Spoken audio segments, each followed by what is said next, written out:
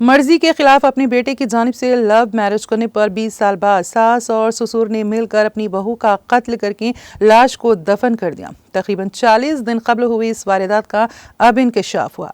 यह दिल दहला देने वाला वाकया हैदराबाद के शमशाबाद में पेश आया। इंस्पेक्टर नरेंद्र रेड्डी ने बताया है कि शमशाबाद मंडल की रामांजापुर टांडा से ताल्लुक रखने वाली 38 साल डॉली और उसी टांडे के रहने वाले सुरेश ने 20 साल पहले लव मैरिज की थी। उन्हें 2 बच्चे हैं। बेटे की लव मैरिज पर सुरेश की मां तुलसी और बाप आनंदमती नाराज थी। सुरेश शराबी बताया गया है, जिसकी वजह से सुरेश और उसकी बीवी डॉली के दरमियान झगड़े हुआ करते थे। इस सिलसिले में कई मरतबा मामला बुजुर्गों तक भी जा पहुंचा। इस तनाजुर में सास और ससुर ने अपनी बहू को कत्ल कर देने का मंसूबा बनाया।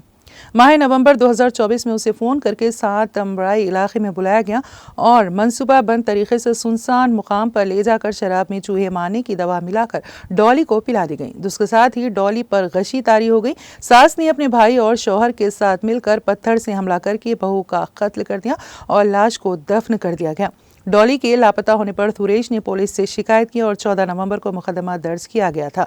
तहकीकात के दौरान पुलिस ने जब सास ससुर से तफ्तीश की तो हक़ाइक़ का इंकशाफ हुआ, जिसके बाद लाश को निकाल कर उसका पोस्टमार्टम किया गया।